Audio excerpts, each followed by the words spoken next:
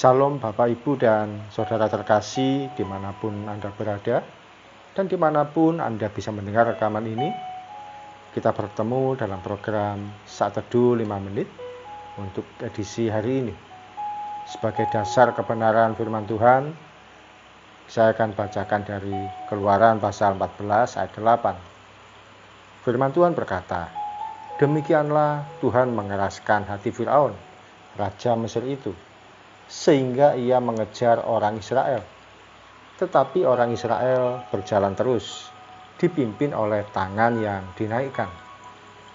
Sahabat Kristus, pada Piala Dunia 1986 terjadi sebuah peristiwa yang menghebohkan.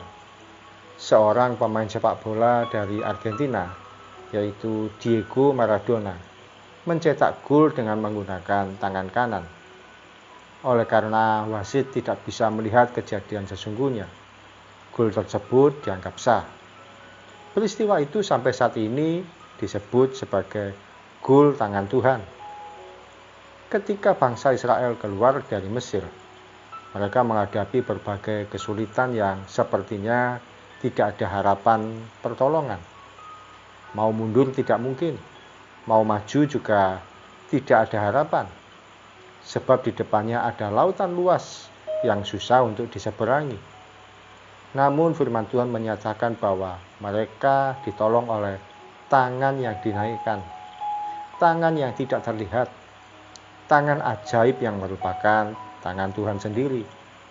Lautan luas itu pun mampu diseberangi. Pada akhirnya mereka sampai di ujung dengan selamat dan penuh kemenangan.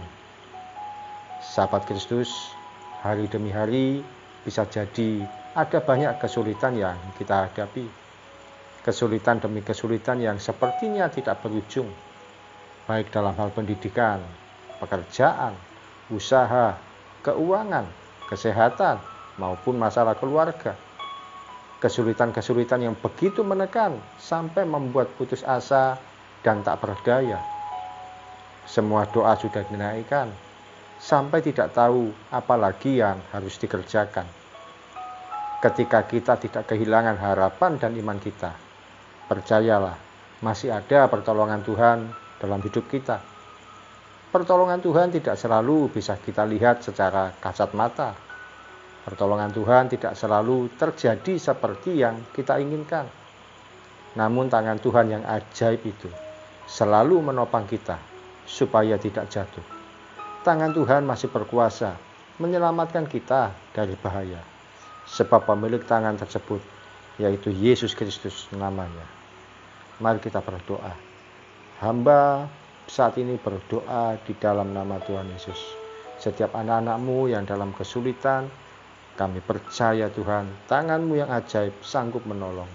Anak-anak-Mu yang sakit, dalam nama Tuhan Yesus, tangan Tuhan yang ajaib menyembuhkan. Setiap anak-anak-Mu yang sedang dalam kondisi putus pengharapan, putus asa, tidak tahu berbuat apa, tangan Tuhan yang tidak terlihat itu memberikan kekuatan, memberikan penghiburan, dan memberikan sukacita. Terpujilah nama-Mu Tuhan Yesus. Tangan-Mu selalu ajaib, tangan Tuhan yang berkuasa, tangan Tuhan masih sanggup menolong dan membuat kami mengalami kemenangan demi kemenangan. Di balik setiap peristiwa yang kami hadapi, tangan Tuhan selalu ada bersama dengan kami. Terpujilah nama-Mu ya Tuhan. Hanya di dalam satu nama Tuhan Yesus Kristus kami berdoa dan mengucap syukur. Amin.